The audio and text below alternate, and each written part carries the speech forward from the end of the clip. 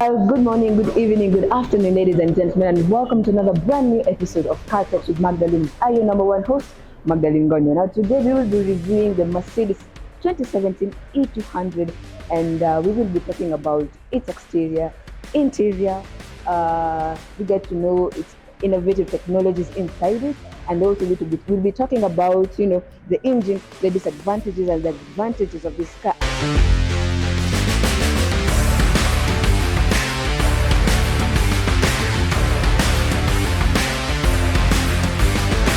Okay, now we're at the front bumper of the car, and as you all know, I love running around as I show some aspects of the car. So we start with, we're used to Mercedes having the pop-up badge of you knowing it's a Mercedes, running it around everywhere, but nowadays it's only on the S class and the vintage cars. But we have the pop-up badge right here that shows you that, hey, this is the Mercedes, here's the logo, it's all bumped up right here. We also see the front camera right here when you're using it for parking. We see the grille. I expected the kidney grill to be in metal, but it's in plastic. But you never know. So we have the front bumper. I love the front bumper. We also have the adaptive LED lights. So I will not talk much about the exterior because it's a Mercedes. It's elegant. It's classy. It's authoritative in its own look. So you don't have to talk a lot. Yeah. So we have, and it's a sedan. So it just comes on that well. I love the chrome lining on the doors. Right here, I love the chrome lining. I mean, iko sawa, iko fiti. So we come to the back part of it. I also love the rear lights, the bumping. I mean, it's all good. I mean, it's a signature look of Mercedes. If there's anything that Mercedes has never changed, it's the rear lights from the back. I mean, it's always symbolic that it's a Mercedes. Then of course we come here. Of course you can see it's the E-200, but this is the 2017 model. Although they do not write it on the car, we also have the double exhaust pipes. There they are, as you can see. It's a turbocharged it's a turbocharged car. Although it doesn't make too much sound, but we'll get to the engine aspects of it and we'll get to understand this car. And we also take a look at it. I can also say we can come to the tires. The tires right here. They're upgraded with such good brakes, and of course it's using the ABS braking system with the discs inside it, both the rear and the front bumper right there. So after we've talked about the tires, the brakes, the ABS braking system. Let us take a look at what's in beneath the boot right here. The boot, it's 525 liters. It's quite big, not also big. It's okay for half to. You cannot carry too many things, but you can carry some stuff. Let's say if you're going for a vacation or let's say a hotel. So without any much further ado about talking about the exterior, because you all know about the exterior of this car, let's get to the interior of the car. So we are at the inside of this car right here, and ladies and gentlemen, first of all, let me comment about the aesthetics, the interior part of it. I love it. I love the upgraded leather upholstery, both on the seats. It's all over on the seats. Let me just call them doors because I'll call them this seat. So the dashboard everywhere, the leather right here. Also, the leather also on the seat. I mean, it's all good. Si zile fake za kitambo zenye Mercedes zilikuwa nazo. So it's all good. It's all lovely, upgraded, and feels very executive. So let me talk briefly about the driver's cockpit. I mean, you all can see the ambient lighting. It's all so beautiful. I mean, I love the welcoming side of it.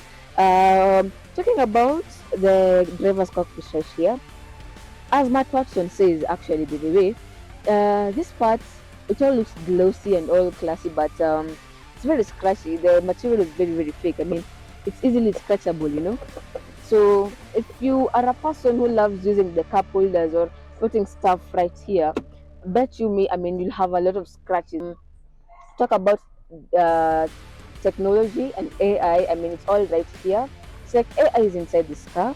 You can actually communicate through the infotainment screen. You can navigate through it either using this command button right here, which is very, very, very touchy. I mean, it's all touch, and we have the physical one here where you actually physically operate it. But I personally admire this compared to this because sometimes, I mean, for example, you have to fight with it so it can come in, it can come in handy. So I'll take you through just something very small.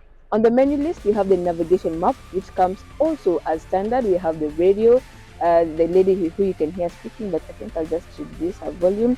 And oops, she's not going away. So we have the media one. The media here is where you can connect actually your phone from through Apple CarPlay, Android Auto, Apple CarPlay, Android Auto, or also Mercedes apps. It has the music app by itself.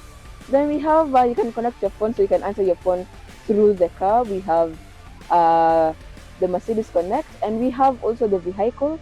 So as we know about this too much technology cars, we have computers that communicate from the computer to the infotainment screen, and the infotainment screen tells you about what to things. So if you want to change your climate control, you can control it actually from here. The dynamic select, the car assistance, consumption,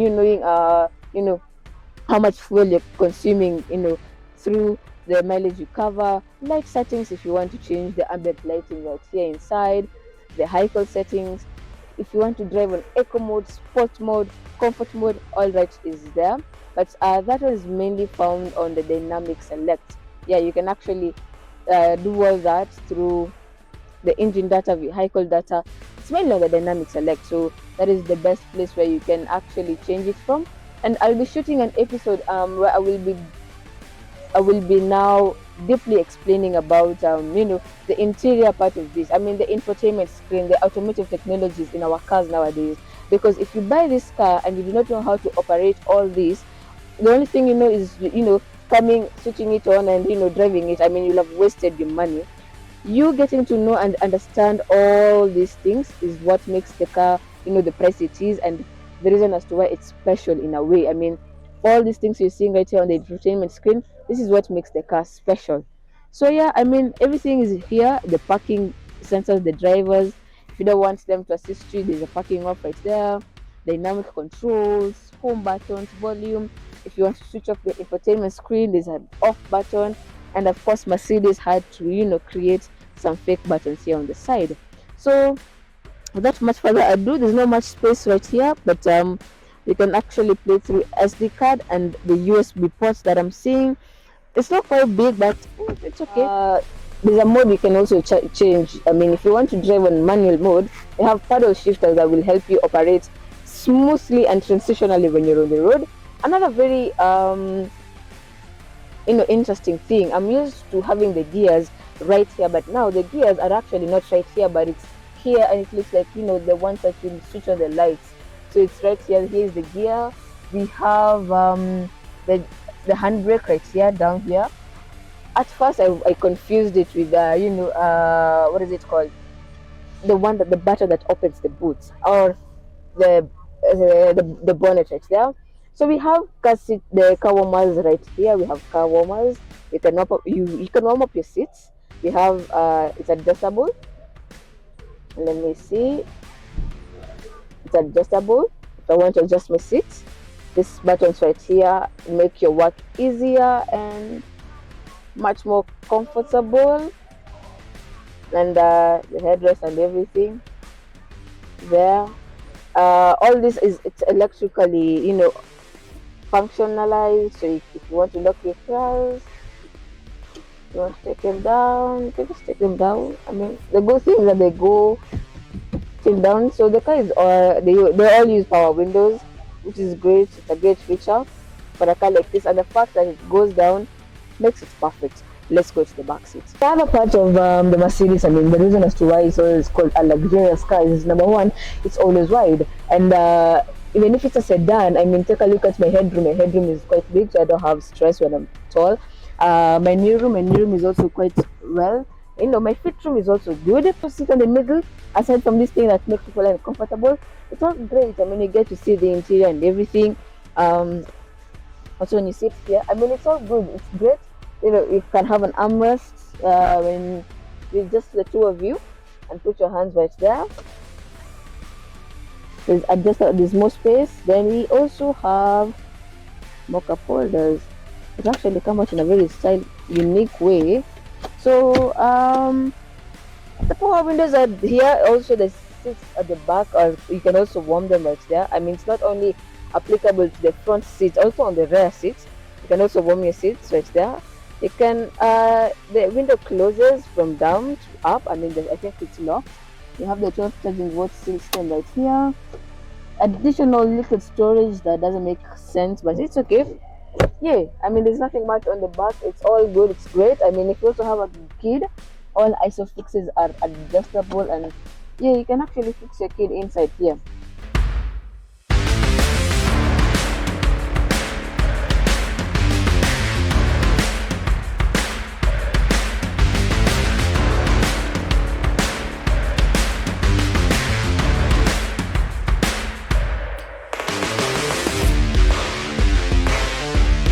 Let us get to the engine part of the car, which is one of the last parts of the car, and which I love about it is that it's the engine part of it, the heart and soul of this car. The car, this is what makes the car actually go out on the road. So this car actually operates on a 2-liter turbocharged four-cylinder engine. Of course, it kind of swallows some petrol, but it's all good.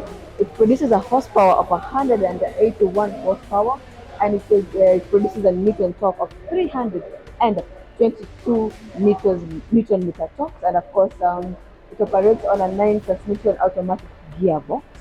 So yeah, of course it's fuel efficient, although it's a turbocharged petrol car. I mean, it does consume fuel, but you know what they say: if you're able to buy it, then that means you're able to fuel it, and of course, you're able to take care of it.